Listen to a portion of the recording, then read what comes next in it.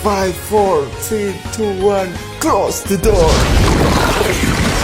Semua orang pasti pernah mendengar kata birokrasi.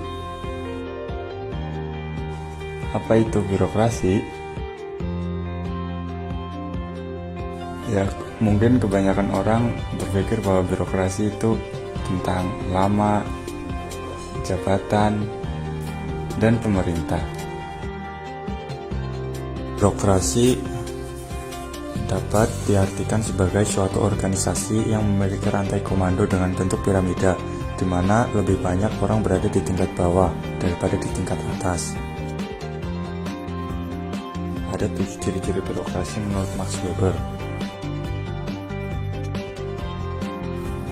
Yang pertama, jabatan administrasi yang diorganisir atau tersusun secara hierarkis. Yang kedua, masing-masing jabatan mempunyai area kompetensi sendiri-sendiri. Yang ketiga, pegawai negeri ditetapkan, tidak dipilih menurut pada kualitas teknik yang ditunjukkan dengan ijazah atau ujian. Yang keempat, pegawai negeri mendapatkan gaji tetap sesuai dengan pangkat atau kedudukannya. Yang kelima, pekerjaan adalah karir yang terbatas, itu pada intinya pekerjaan sebagai pegawai negeri. Keenam, para pejabat tidak mempunyai kantor sendiri. Yang ketujuh, para pejabat sebagai subjek untuk melakukan pengontrolan dan pendisiplinan. Lalu ada karakteristik birokrasi.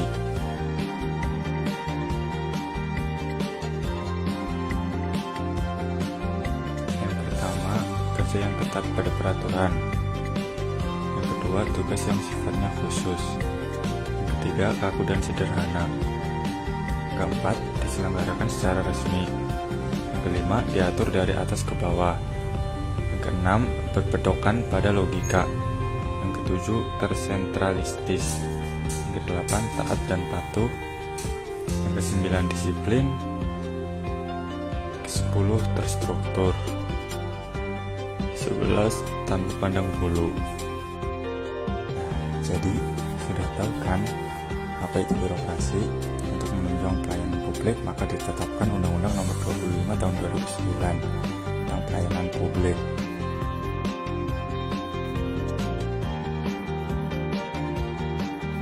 Undang-undang ini menetapkan standar pelayanan yang harus dipatuhi setiap penyelenggara pelayanan publik.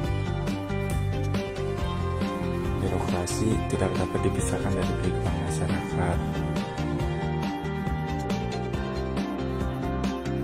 Kenapa demikian? Birokrasi merupakan kebutuhan dokumen kependudukan. Birokrasi juga merupakan kebutuhan layanan berupa kebutuhan layanan kesehatan. Contohnya, saat kita lahir kita membutuhkan akta kelahiran. Lalu saat menuju ke remaja kita membutuhkan kartu tanda penduduk atau KTP. Saat kita menikah kita membutuhkan akta menikah. Lalu saat kita meninggal pun juga harus mempunyai surat kematian. Lalu birokrasi itu merupakan penjembatan antara pemerintah dan masyarakat untuk mencapai kebutuhan atau kepentingan bersama. Selanjutnya, pemerintah menggunakan birokrasi sebagai alat untuk membuat peraturan.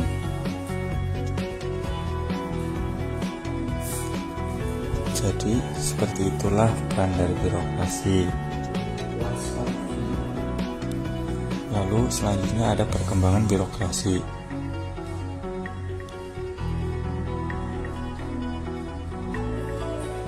Yang pertama ada Old Public Administration tahun 1900-an.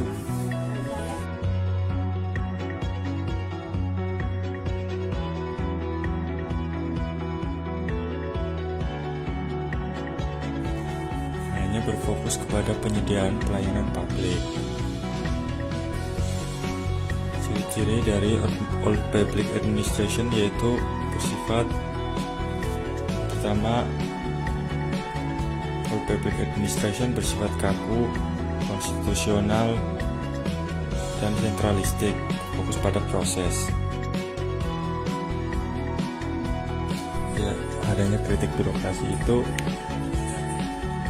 memunculkan ketidakpuasan masyarakat sehingga mendorong munculnya tipe birokrasi selanjutnya. Lalu setelah Old Public Administration ada New Public Management tahun 1990-an.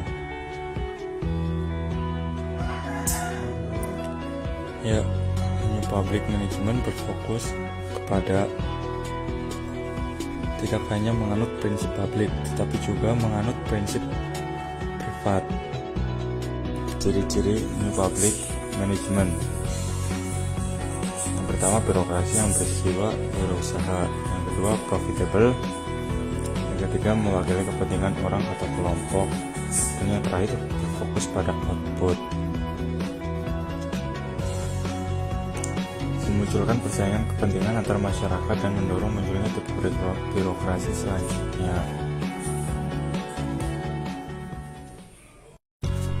Selanjutnya ada New Public Service tahun 2000-an. Fokus dari New Public Service yaitu penyediaan pelayanan publik, lalu memperlakukan warga negara sebagai warga negara, bukan sebagai customer. Ciri-ciri dari New Public Service: pertama, mengikutsertakan masyarakat; yang kedua, mengutamakan kepentingan umum; yang ketiga, demokrasi. Sekarang sudah tahu kan secara perkembangan birokrasi?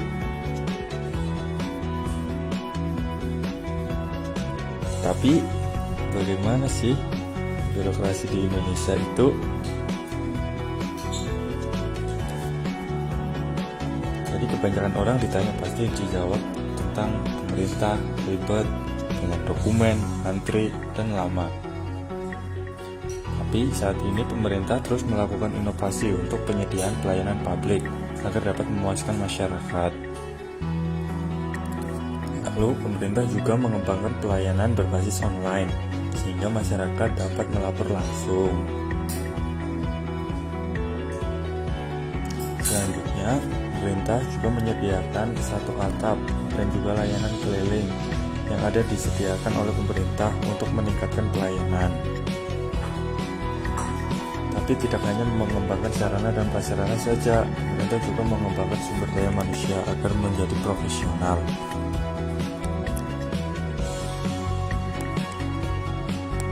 Dengan adanya sumber daya manusia yang profesional diharapkan dapat memberikan pelayanan yang cepat dan tepat.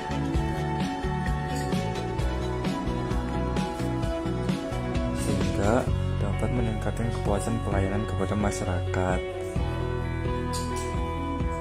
Seperti itu, birokrasi yang buruk menciptakan ekonomi yang tinggi karena ketidakpastian hukum, korupsi, aturan yang membebani, dan biaya pengurusan. Birokrasi yang efektif dapat mewujudkan pelayanan yang berkualitas. Perkembangan birokrasi di Indonesia. Di Indonesia terbagi menjadi 5 tahap, yaitu era kemerdekaan, Orde Lama, Orde Baru, era reformasi, dan reformasi birokrasi.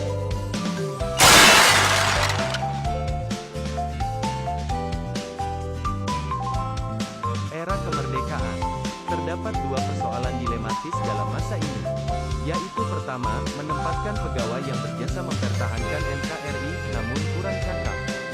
Kedua, menempatkan pegawai yang berjasa terhadap Belanda namun cakap. Selain itu, sering terjadi pergantian kabinet yang menyebabkan kinerja birokrasi terfragmentasi secara politik. Akibatnya terjadi tarik-menarik kepentingan politik dalam birokrasi. Birokrasi era Orde Lama. Di masa ini ada kesepakatan birokrasi adalah sarana politik untuk mempersatukan bangsa. Karena hanya birokrasi yang menjangkau ke desa.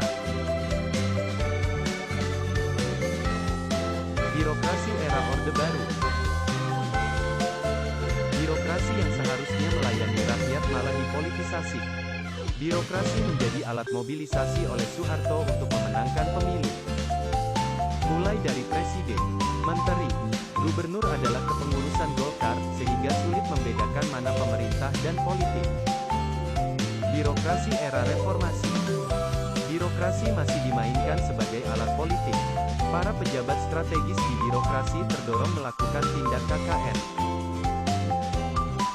Reformasi birokrasi dimulai sejak tahun 2010 yang bertujuan untuk meluruskan kembali peran, misi, dan posisi birokrasi sebagai pelayan masyarakat. Terima kasih.